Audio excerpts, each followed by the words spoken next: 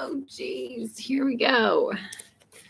Press the live button. We're on page 32, property relationships of persons who live together in marriage-like relationships but are not legally married. Your Marvin case, Marvin law.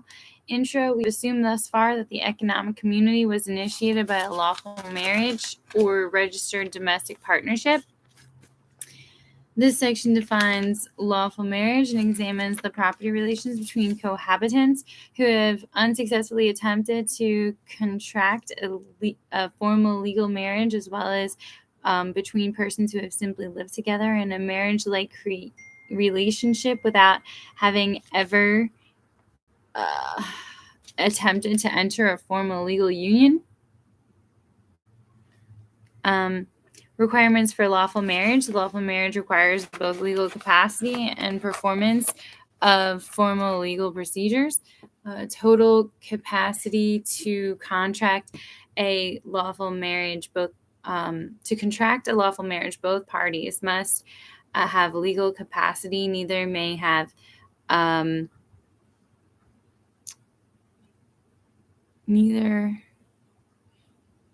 on one second.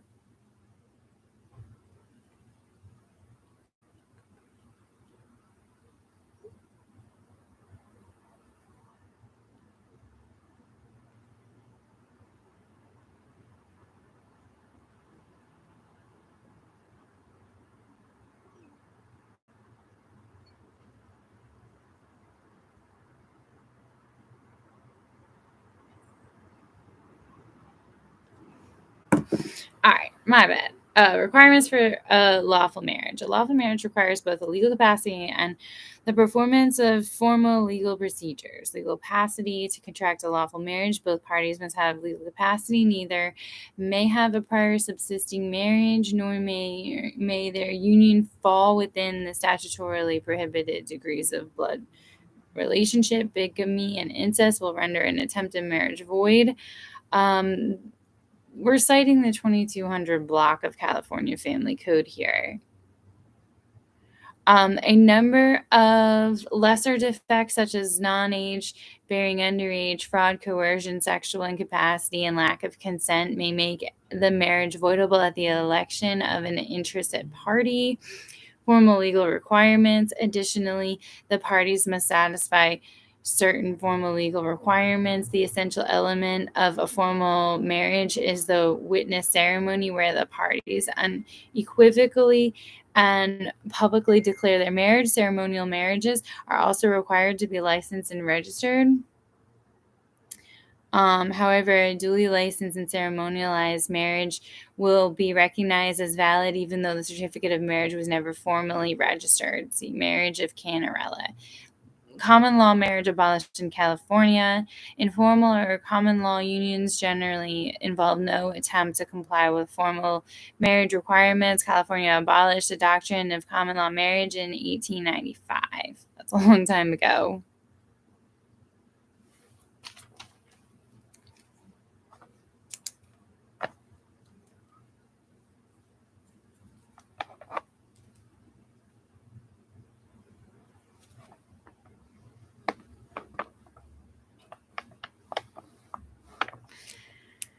All right.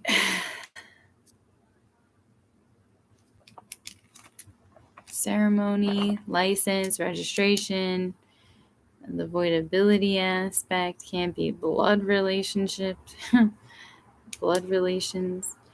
No common law. Common law marriages validly contracted elsewhere are recognized. However, common law marriage exists today in about a dozen American states.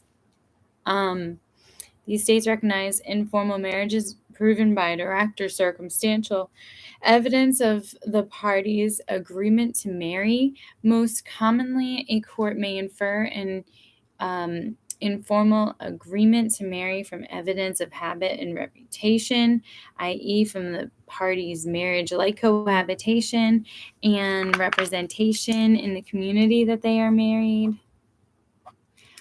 Even though California abolished the doctrine of common law marriage long ago, California does recognize common law marriage as validly contracted elsewhere because a person may contract a marriage.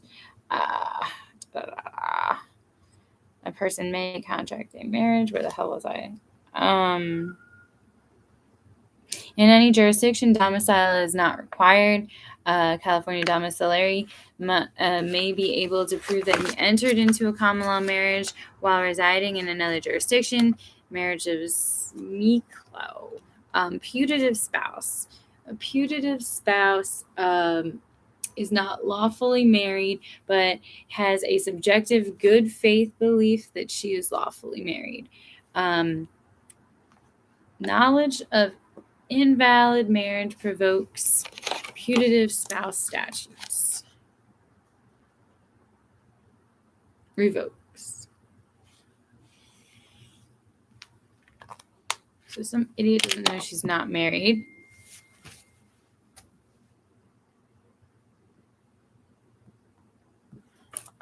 If she knows, then she's not married. Whoa.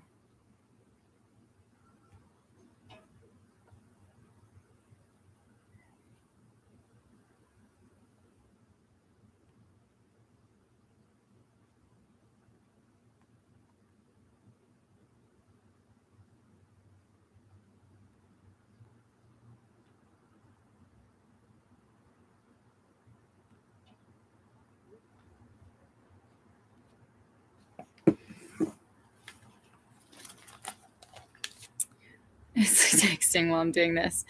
A putative spouse's status continues only as long as she maintains her good faith belief of, I'm going to say marriage, valid marriage. Once she learns that her marriage was a lie, she is no longer a putative spouse. Lazarevich versus Lazarevich. In such a case, the putative spouse retains all property rights acquired while she maintained her good faith belief, but from the point of discovery, she ceases to accrue any new property rights.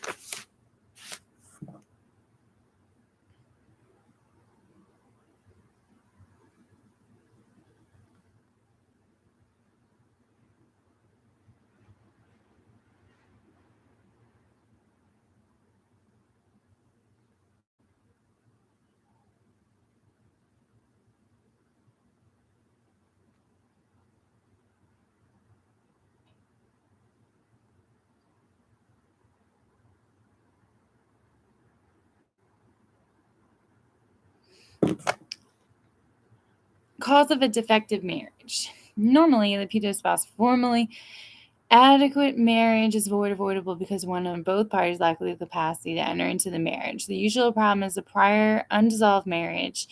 Nevertheless, few cases have so you voidable, lack legal capacity. I was wondering how this happens. Prior unresolved marriage. Nevertheless, a few cases have recognized putative spouse status when the defect involved failure to satisfy some or all of the formal legal requirements of marriage.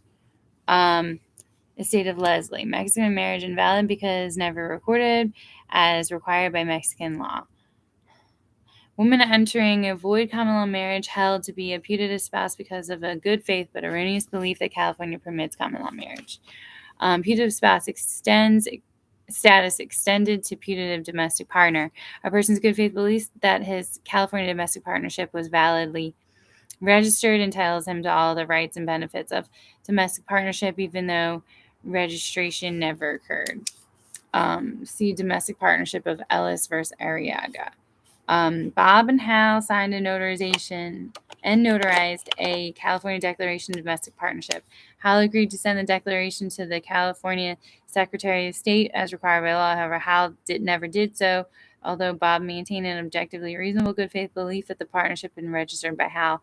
Bob is a putative domestic partner. Rights of putative status extend into putative domestic. I just read that. Rights, a putative spouse or putative domestic partner. Rights of this or that. The putative spouse has almost the same property rights as a lawful spouse. All property that would be community or quasi-property in her marriage where lawful is labeled quasi-marital property. she has the same rights in quasi-marital property that she would have in community or quasi-community property. At annulment,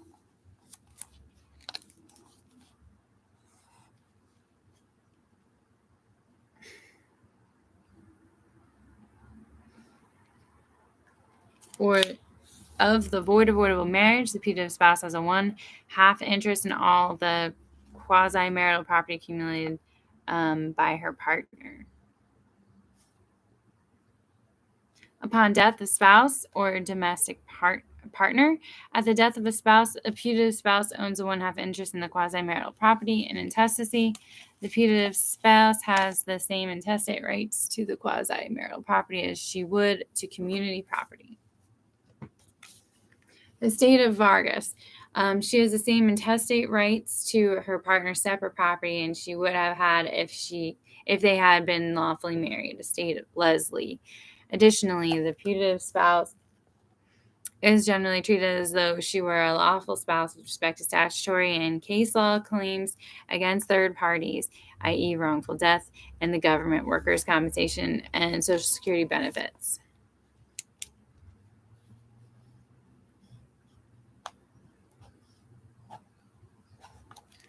I'm really surprised because I feel like some of that is federal law, and I feel like California can't say this. Maybe I'm wrong. Social Security Act, not federal law. They allow this? Anyway, estate of Hafner. A surviving putative spouse is not eligible for the California statutory surviving spouse's family allowance.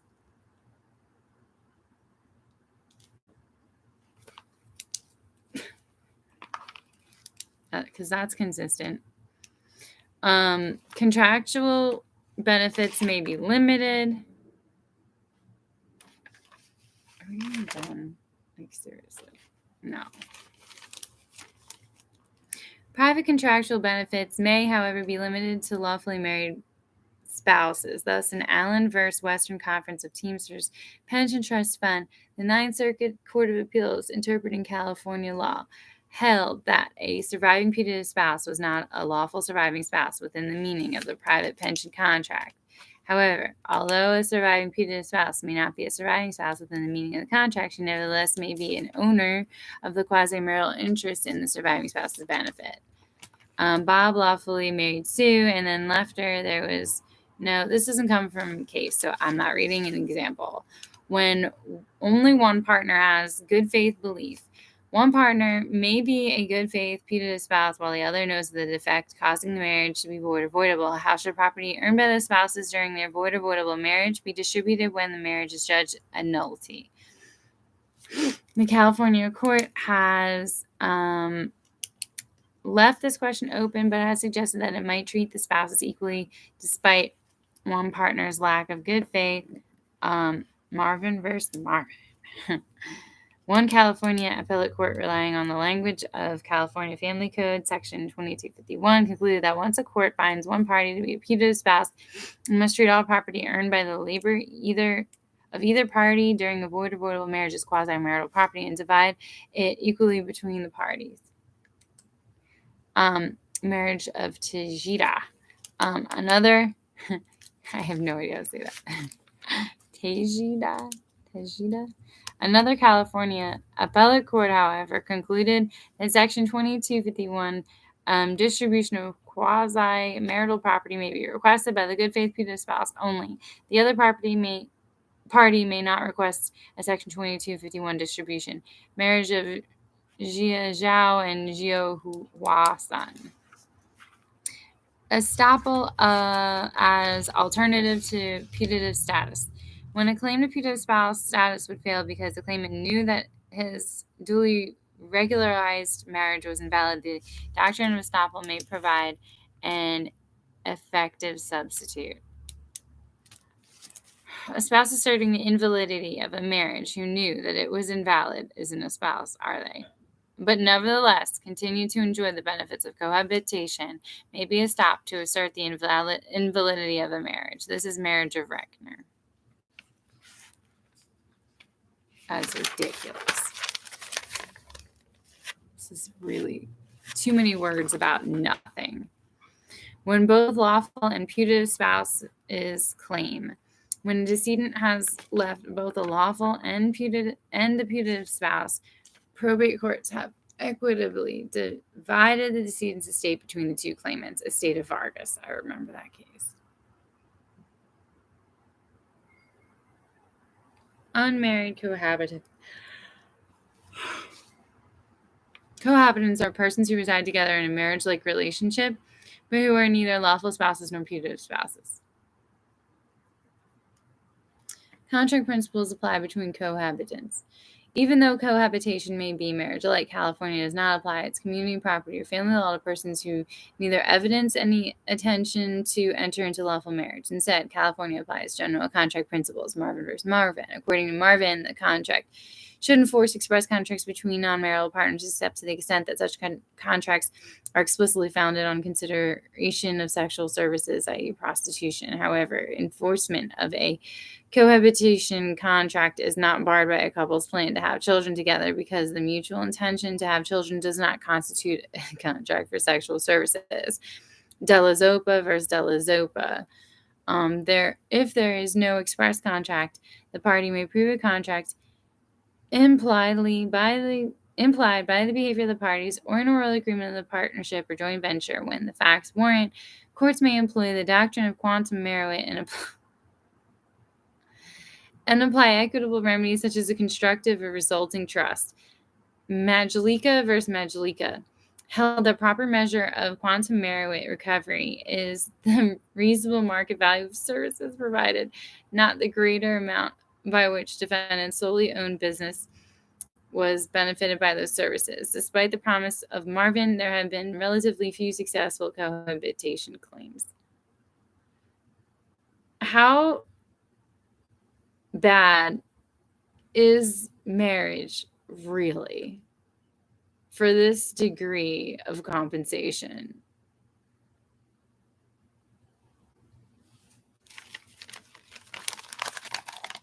That I don't know. Claims against third parties and government. No marital status rights. Marvin only regulates the parties' claims against each other. With respect to claims against third parties, wrongful death, and the government, cohabitants have no legal basis for asserting rights that flow from marital status. They just said they did when it was a putative spouse. Okay, so these cohabited people that know that they're not spouses can't avail themselves of a spousal benefit from third parties or the government. Cohabitant claims have only been successful when they are not based on marital status, claiming workers' compensation or workers' dependent rather than as a spouse, dependent of a Department of the Industrial Relations versus Workers' Compensation Appeals Board. Yet, even when marital status is not necessarily involved, the California Supreme Court has been unwilling to recognize cohabitant claims. Eldon versus Sheldon. Cohabitant may not recover damages for loss of consortium or negligent infliction of emotional distress suffered as a result of witnessing the torturous injury and death of his lover. Cohabitants not living together full-time. For purposes of Marvin claims, persons may be found to be cohabitants even though they do not live together on a full-time basis. Cochran versus Cochran. Cohabitants who later marry. Many persons who eventually marry first live together as cohabitants. If they later divorce, only property acquired during marriage is distributed according to community property rules. Property acquired during cohabitation is treated according to Marvin contract rules. In other words, premarital cohabitation may not be tacked onto the marriage. Marriage of buckety. Management and control of separate and community property. So there's 10 more pages at this point. Each spouse has the exclusive management and control of his or separate property. Quasi-community property is treated as separate property for management and control purposes. During marriage, quasi-community property is separate property for purposes of spousal management and control. But note that during marriage, quasi-community property is treated as community property for purposes of creditor access. Community property. Subject to the exceptions enumerated below, each spouse has equal management and control of community property whenever acquired. California Family Code 1100A. This means that either spouse acting alone may buy, sell, spend, encumber all the community property. However, this refers only to lifetime control. Each spouse has testamentary control of only his 1/2 interest in the community property. The exceptions are as follows. Real property. Did convey, buy, sell? I don't understand. This is not the same as what I read before. You can't convey without the other party your community property real estate. So here's an exception for real property. Maybe this explains why I've read something contradictory in an earlier page. Both spouses must execute certain instruments involving realty. Thank you. Both spouses must join in executing any instrument by which community real property is sold, conveyed, encumbered, or leased for more than 1 year. A problem arises when community property is titled in one spouse's name only and the spouse misrepresents his marital status to the transferee. The managing spouse claims that he is a single person. Non-consenting. So that was part A under the real property exception. Part B, non-consenting spouse's power to void transfer. 1 year statute of limitations, and 2, transfer to good faith purchaser presumed valid. Within the 1 year SOL, the non-consenting spouse must bring an action to void the transfer within 1 year of the filing the document of transfer in the county recorder's office. An abbreviated statute of limitation runs only in favor of the bona fide transferees with no knowledge of the marital relationship. From Bird v. Blanton. Transfer to good faith purchaser presumed valid. A transfer to a good faith purchaser without knowledge of the marriage relationship is presumed valid. The non-consenting spouse may overcome this presumption by demonstrating that she did not in any way consent to participation in the transfer. Once she overcomes the presumption, she may void the conveyance, but to do so, she must first return the transferee's purchase price. This is necessary to avoid unjust enrichment to the community. Mark first, Title, Guarantee, and Trust Company. All right, so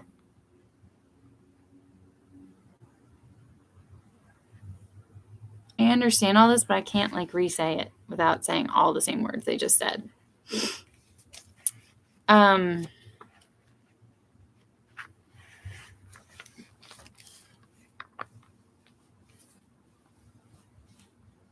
What it means, though, is that in fraud, a greater statute of limitation may be available than the abbreviated 1 year here, which applies only to when there's no knowledge on the part of the bona fide purchaser. Now, the bona fide purchaser got 1 year.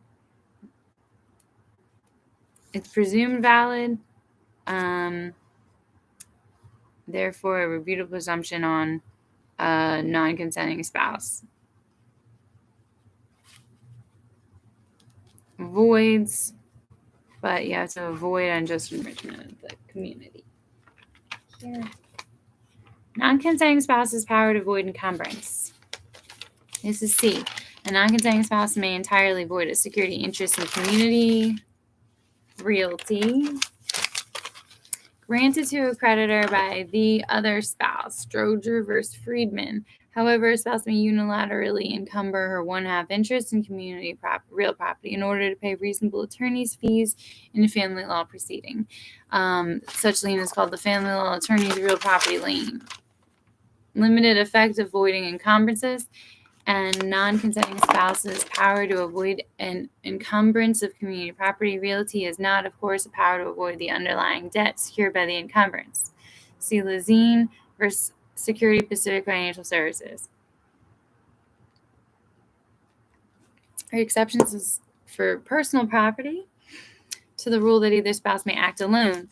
Personal belongings exception: a spouse may not sell, convey, or encumber community personal property used as the family dwelling or community property, household furnishings, or clothing of the spouse or minor children without the written consent of the other spouse.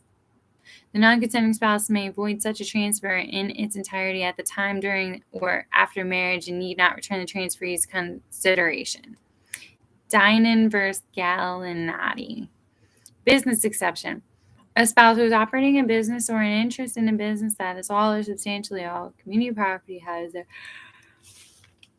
primary management and control of business or interest. Limitation on power of managing spouse. Written notice requirement. The managing spouse may act alone in all transactions, but must give prior written notice to the other spouse of any sale, lease, exchange, encumbrance, or other disposition of all or substantially all of the personal property used in the operation of the business, including farm personalty. Limited remedy for manager's failure to give written notice. The purpose of the written notice requirement is to protect the non-managing spouse's ownership interest in the community property. When the primary manager fails to give required notice, non-managing spouse seems to have a remedy only in the managing spouse's behavior has substantially impaired her one-half interest in the community estate. Non-managing spouse may not void transfer. The managing spouse's failure to give written notice does not adversely affect the validity of a transaction of any interest transferred. Bank accounts. A bank account in the name of the married person is held for the exclusive benefit of that person and is free from control or lien of any other person except a creditor. The bank is held harmless against all claims by the depositor's spouse. From California Financial Code, Section 1401. I'm kind of interested in this.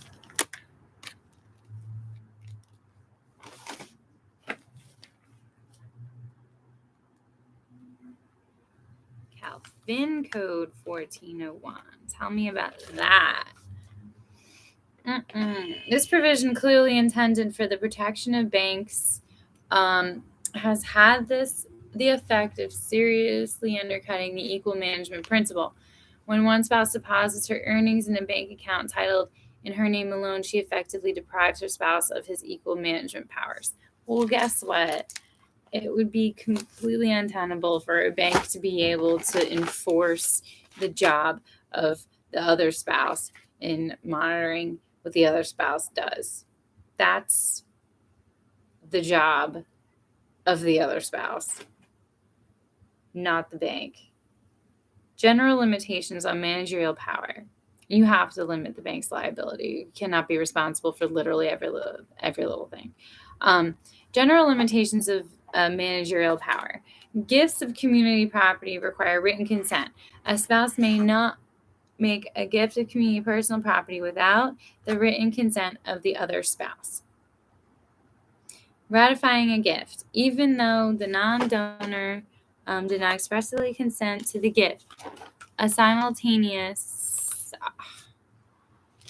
or subsequent writing may be deemed a ratification of the gift, insulating it from future challenge. Spreckles versus Spreckles. By mentioning her husband's unauthorized gifts in her will, wife demonstrated her acquiescence to them. Avoidance of unauthorized gifts. During donor's lifetime, non-consenting spouse may revoke during the donor's lifetime, the non-consenting spouse may revoke the gift in its entirety. Britton versus Hamill. After donor's death, may recover one-half interest. Once a donor dies, the unauthorized gift of the entire community asset is treated as an authorized testamentary gift of the donor's one-half estate in the community asset. Thus, the non-consenting spouse or her estate may recover her one-half interest. Trimble versus Trimble. Action may be brought after non-consenting spouse's death. The non-consenting spouse's death does not abate the action. It may be brought by her estate or her privies. Those who take under her will or by intestate succession. Harris versus Harris. Action may be brought against donee or donor's estate. The non-consenting spouse may recover either against the donee or the donor's estate. Fields versus Michael. Fiduciary duty and mismanagement of community property. In the management and control of the community property, each spouse must act with respect to the other spouse in accordance with the general rules governing fiduciary relationships, which control the actions of persons having relationships with persons of confidence. This confidential relationship imposes the duty of the highest good faith and fair dealing on each spouse, and neither shall take any unfair advantage of the other. This is a fiduciary relationship subject to the same rights and duties of non-marital business partners. So talking mismanagement as a fiduciary breach.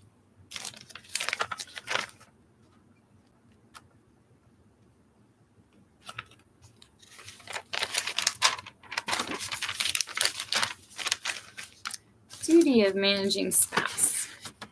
Standard for spousal fiduciary duty. Deliberate dissipation or destruction of the property is actionable as is grossly negligent or reckless conduct.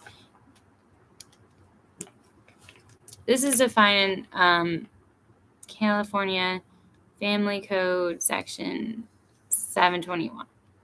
Note that neither a business partner nor a spouse is held to the prudent investor standard. Duty to account. A spouse may provide without demand any information concerning the partnership's business and affairs reasonably required for the proper exercise of the partner's rights.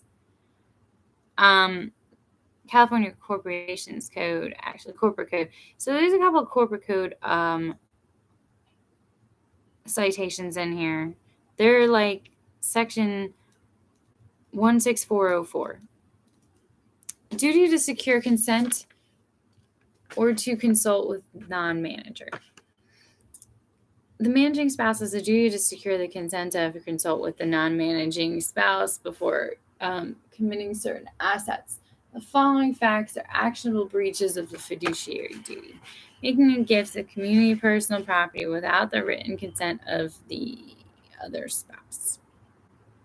Conveying or encumbering community personal property used as the family dwelling or the furnishings of the home or the clothing of the other spouse or minor children without the written consent of the other spouse is, number 2 example. Number 3 being the primary manager of the business that is community personal property and neglecting to give prior written notice of any sale, lease, exchange, encumbrance, or other disposition of all or substantially all of the personal property used in the business in making a real property conveyance, encumbrance, or lease for more than 1 year without the consent of the other spouse. Breach of duty by managing spouse. Non-managing spouse's remedies for manager's breach of duty, Section 1101 provides remedies for a non-managing spouse when the managing spouse has breached his fiduciary duty or monopolized the management of the community property. Claim against merger for impairment of interest. The non-managing spouse has a claim against a manager who has breached any one of the above enumerated duties when that breach results in a substantial impairment of the non-manager's 1/2 interest of the community property.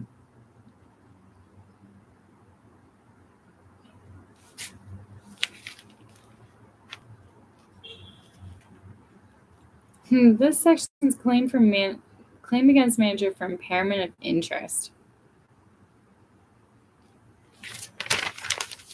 Accounting. The non-managing spouse may seek a judicial order for an accounting and determination of her rights in and access to the community property. Reformation of title. Add a name. The non-managing spouse may seek an order adding her name to the title to reflect an asset's community character. However, this add a name remedy is not available with respect to the managing spouse's community property business when certain remedies are applicable. Section 1101, all of this is citing Section 1101, is ambiguously drafted, but the legislative history makes it clear that the accounting and add name remedies are available even when the managing spouse is doing a good job of managing the community property. The accounting remedy is designed to give a non-managing spouse knowledge of the community property, and the add a name remedy to give her managerial access to the community property. Statute of limitations 3 years. A spouse who brings such an action during an ongoing marriage must bring it within 3 years of the date she had actual knowledge of the act or transaction of which she complains. Nevertheless, without regard to the 3-year limitation, an action may be brought at the death of the spouse or in conjunction with an action for divorce.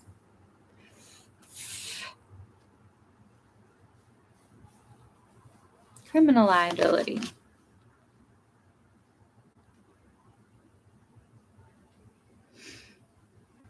All right, so These are your remedies. These are remedies. There's your statute of limitations. A spouse may be criminally liable for intentionally damaging property in which the other spouse has a community or separate interest, even though the harm occurs in the marital home and the parties are living together as spouses. In People v. Wallace, a husband was convicted of felony vandalism for causing extensive damages to the wife's house and belongings. Although burglary and trespass cannot be committed in one's own dwelling place, vandalism may be.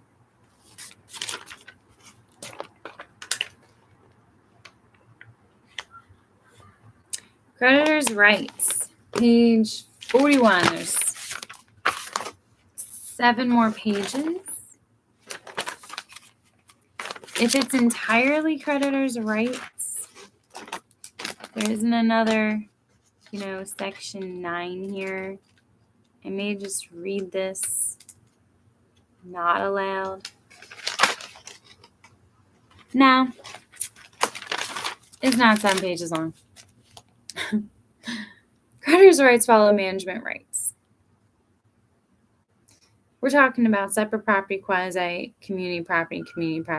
So in California, creditor's rights follow management rights. Thus, the creditor may reach any property over which the debtor has a legal right of management and control. Moreover, if a creditor may generally reach the party's community property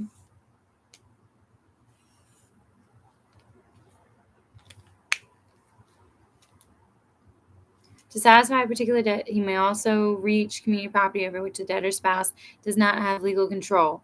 Section 1100D, business managed by other spouse, or a financial code section 1401, bank account containing community funds but titled in the other spouse's name alone. The creditor can reach that.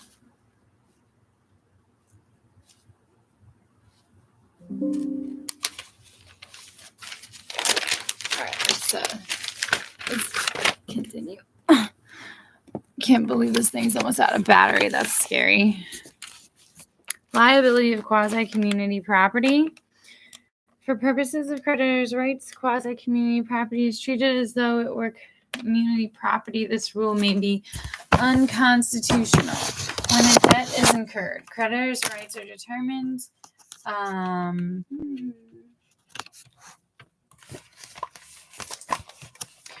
Creditor's rights are determined by the time at which the debt is incurred. The following rules apply. A contract debt is incurred at the time the contract is made. California Family Code 903. A tort debt is incurred at the time the tort occurs. A spouse's child support and spousal support obligations from prior relationships are treated as debt incurred before marriage.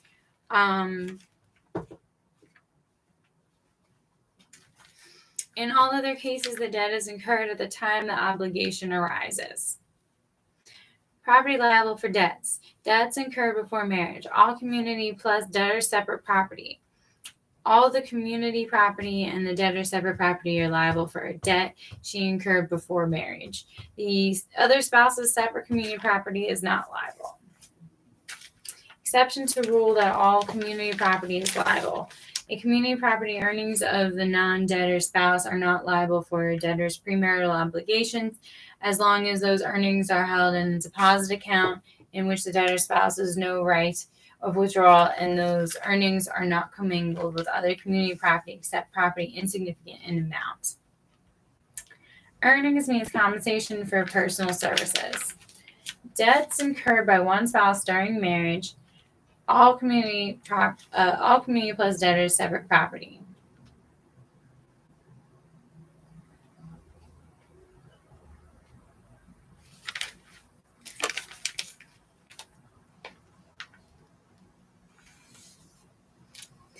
All the community property and the debtor's separate property are liable for a debt that he incurred during marriage.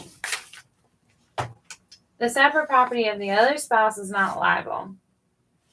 During marriage does not include the period of time during which the parties are living separate and apart before a judgment of dissolution or legal separation.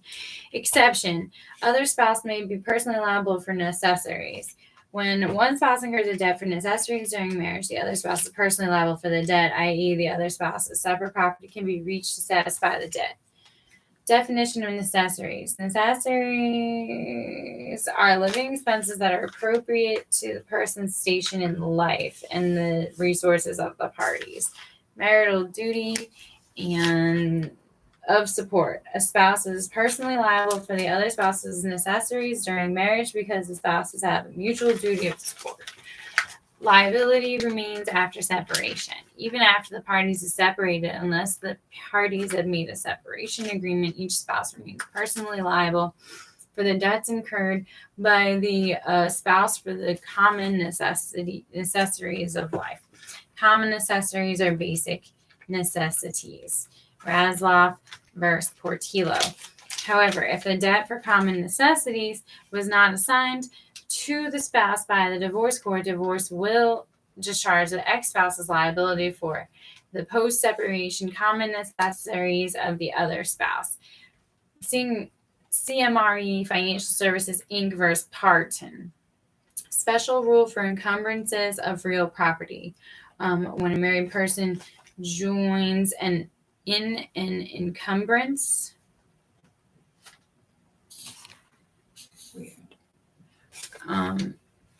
Joins in an encumbrance of community property to secure a debt incurred by the person's spouse. The person's separate property is not liable for the debt unless the person also incurred the debt. Tort liability. Not personally liable for spouse's torts. A spouse is not personally liable for her spouse's torts except in cases where she would be liable for them if the marriage did not exist. So not by virtue of just status as spouse. So what the hell? Person's property, not it's personal, it's incurred the debt.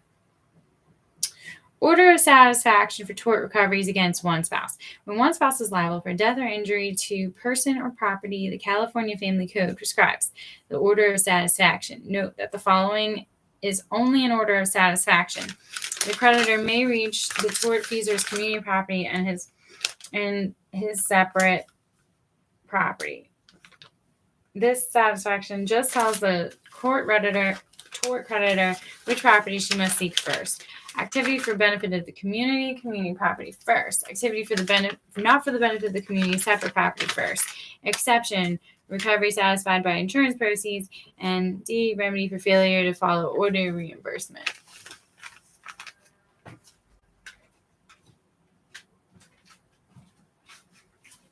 Got it. I don't know. Do I really feel like reading this out?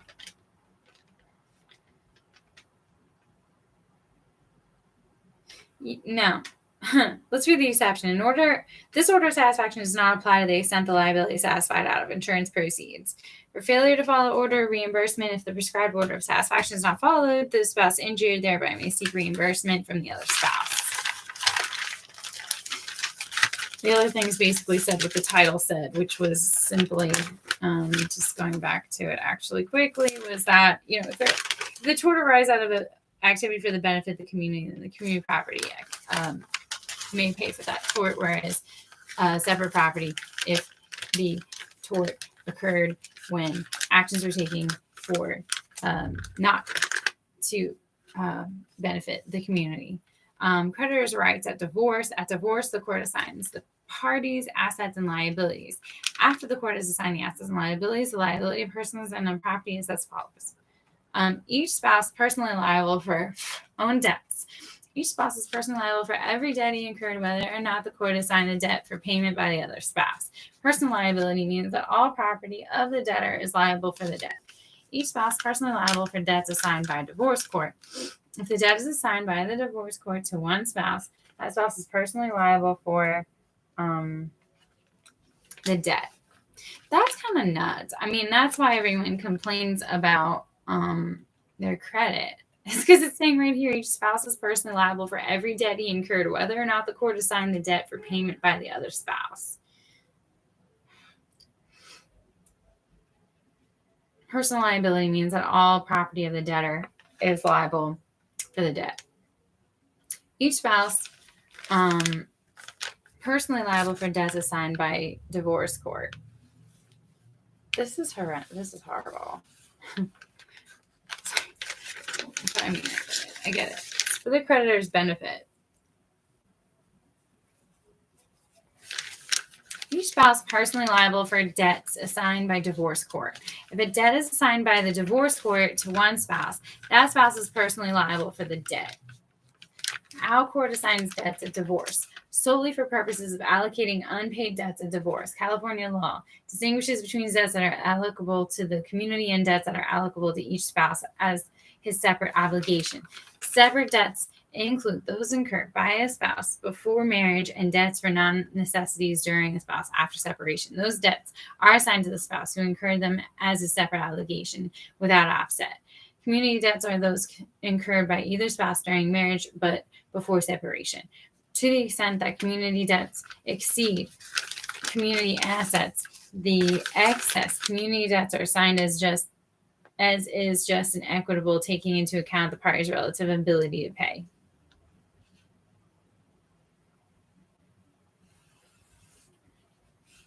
I really think that if you're going to make people responsible for another person, I really think that it sounds like assets should be extinguished to reduce debts, and then the debts should be dispersed if the community is insolvent like this.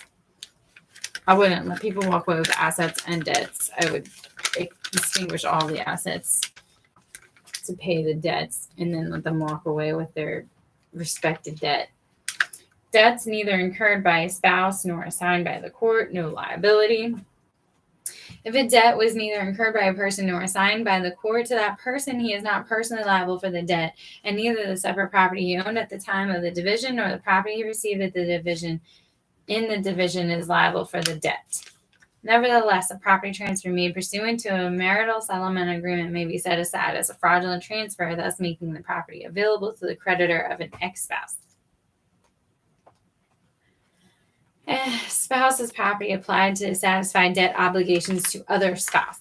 When a spouse's property is applied to satisfy a debt assigned to the other spouse, he has a right to reimbursement of the amount applied with interest from the other spouse. He may recover reasonable legal fees incurred in enforcing the right of reimbursement.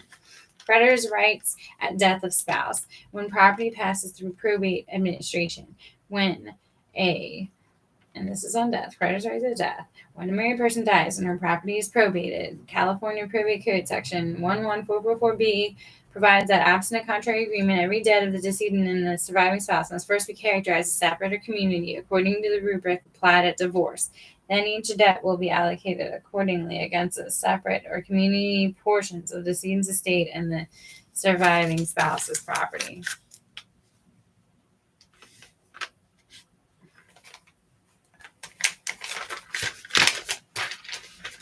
When property does not pass through probate. Under the set-aside law, you're giving a probate code 13,500 to 13,660. Most property that passes by will or intestacy from a decedent to a surviving spouse may pass without formal administration probate, unless the survivor of the decedent's estate affirmatively elects formal distribution. The set-aside law controls. When property passes without administration under the set-aside law, the surviving spouse is personally liable for the debts chargeable against the community property, the quasi-community property, and the decedent's separate property that passed to the surviving spouse without administration. What? Unless the survivor of the decedent estate affirmatively elects formal administration, the set-aside law controls. And what is that? Most property that passes by will or intestacy from a decedent to a surviving spouse may pass without formal administration probate. Okay. That doesn't sound like a definition of set-aside law.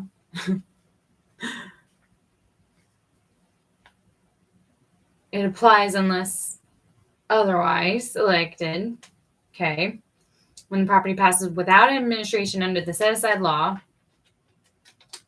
So if you did elect to pass your estate without administration under the set-aside law, the surviving spouse is personally liable for the debts chargeable against the community property, the quasi-community property, and the decedent's separate property that passed the surviving spouse without administration.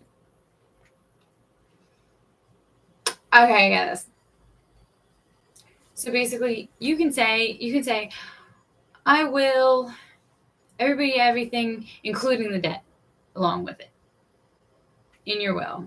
Or you can say, I don't want my heirs to be burdened with my debt, so liquidate everything and then distribute. Or it could say, I don't want my heirs to be burdened by the debt, so, and this is happening here, pay everything off out of said assets before distributing the assets to my heirs. That would be normal. One would have to, it sounds like one would have to expressly say, no, give them the assets and the debt along with it, for the set-aside law to be circumvented. I think. I don't know. I should know that in order to write an essay.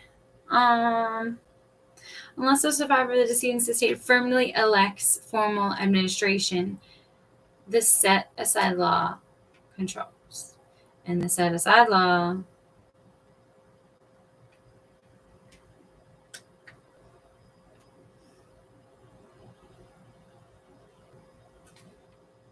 can passes this without formal administration and probate.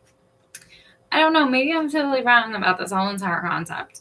When property passes without administration under the set-aside law, the surviving spouse is personally liable for the debts chargeable against this. Extent of surviving spouse's personal liability.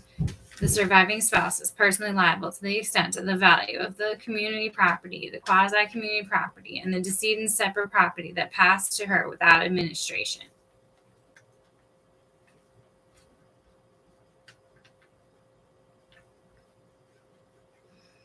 Rights of reimbursement.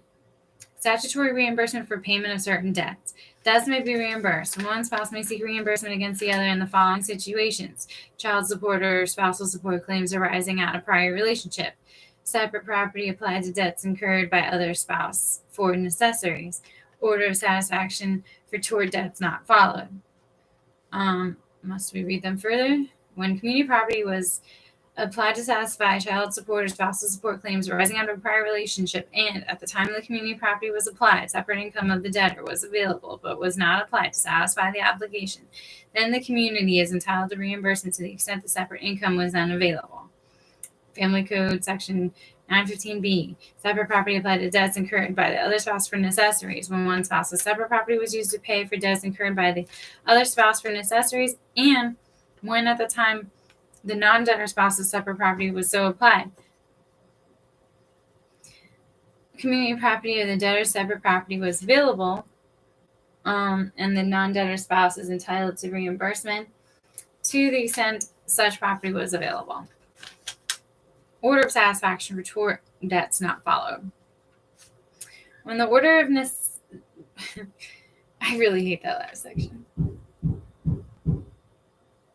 When the order of satisfaction for tort debts was not followed, a spouse injured thereby may seek reimbursement.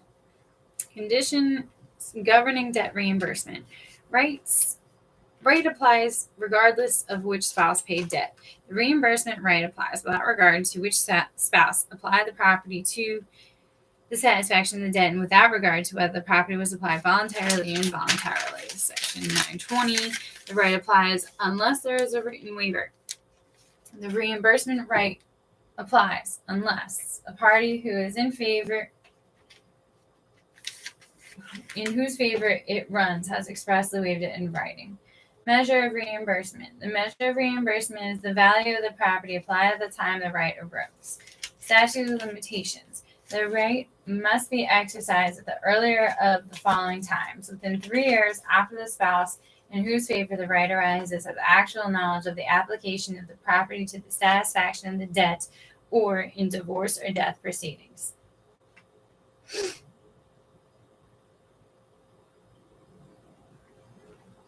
Other case law and statutory reimbursement rights. The rights and conditions outlined above are codified as Family Code sections 910 to 1000. They do not purport to regulate other rights of reimbursement, some of which are subsequently enacted. Reimbursements for debts paid after separation but prior to trial. The court may order reimbursement in cases it deems appropriate for debts paid after separation but prior to trial, which it often does.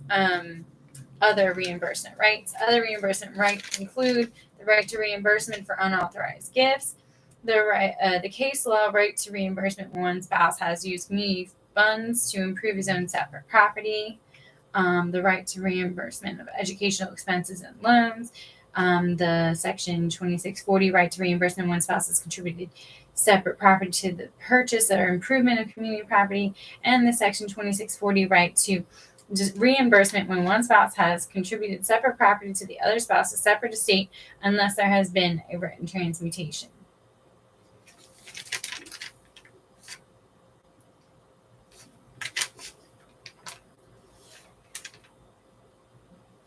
So these are other reimbursement rights. To add to the last nice little set of 3. Here.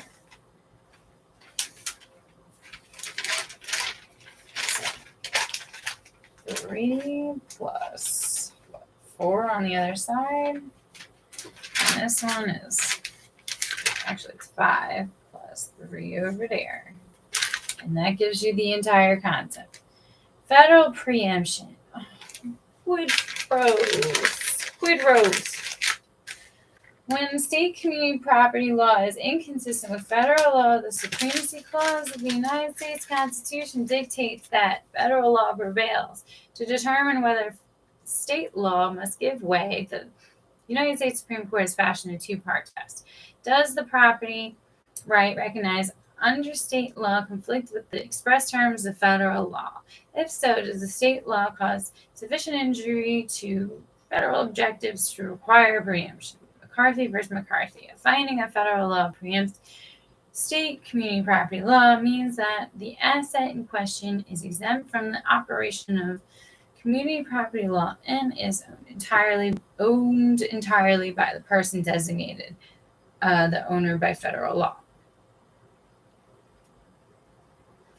Areas in which federal preemption issues have arisen: the federal homestead law, armed forces life insurance benefits, United States savings bonds, Social Security benefits, railroad retirement benefits, federal military retirement benefits, federal military and veterans administration benefits, federal civil service and foreign service retirement benefits, ERISA preemption of state community property law in some instances, and copyrights. What about foreign realty? Whatever. I don't care. Quid pro. Okay, we're going to read this on our own. Thank you. No, not yet. I'm going to just read it right now. It's only like 2 pages. It's okay. There's a little bit on each section. So for the federal homestead law, federal homestead preempts community property treatment of homestead land acquired by a spouse during marriage. So that's a preemption. Armed forces life insurance benefits.